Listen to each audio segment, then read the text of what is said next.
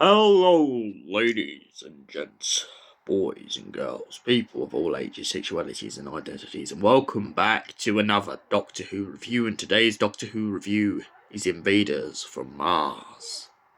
The Doctor lands in Chicago 1838 on Halloween, when Orson Wells is in the middle of making his radio broadcast for the very first time of War of the Worlds.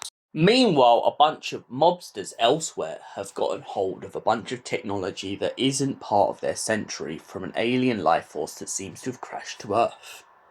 The Doctor and Charlotte Pollard disguise themselves as detectives in order to find out exactly why the mobsters have kidnapped a scientist.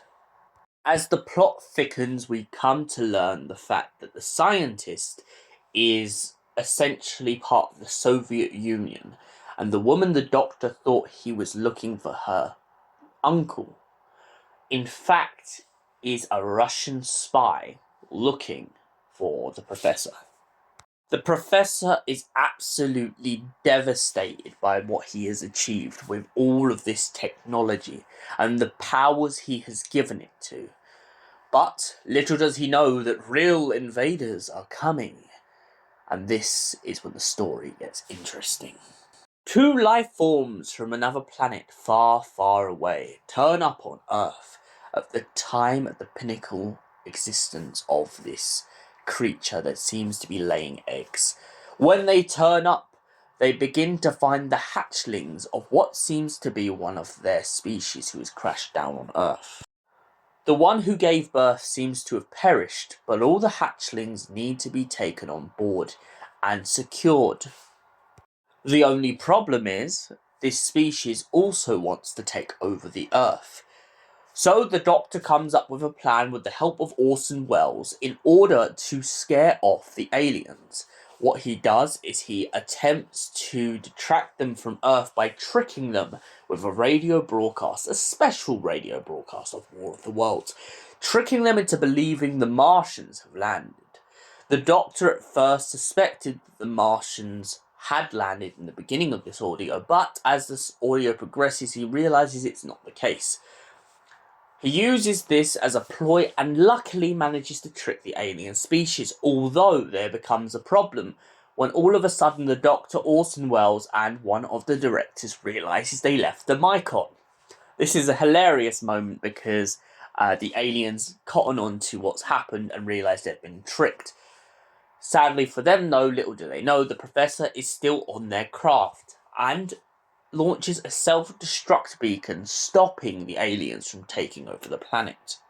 Before this, however, though, a Chicago mobster tries to make an alliance with the aliens in order to take over the planet. This goes poorly as they think he is a coward for betraying his own species. After defeating the aliens, the Doctor talks to Orson Wells and says that the world will eventually forgive him for scaring most of America into believing the whole events of War of the Worlds. The Doctor also points out that further down in the future, one day, all of his writings will become great books that people will remember forever and great films. So, Invaders from Mars, what did I think overall? I love this plot, it's snappy, it's quick, and most importantly, it jumps back and forth between a radio broadcast of War of the Worlds, especially the adaptation that was made at the time. I like that this is introduced because it gives us a real sense of what people would have listened to and a real sense of how dramatic and realistic they made it sound.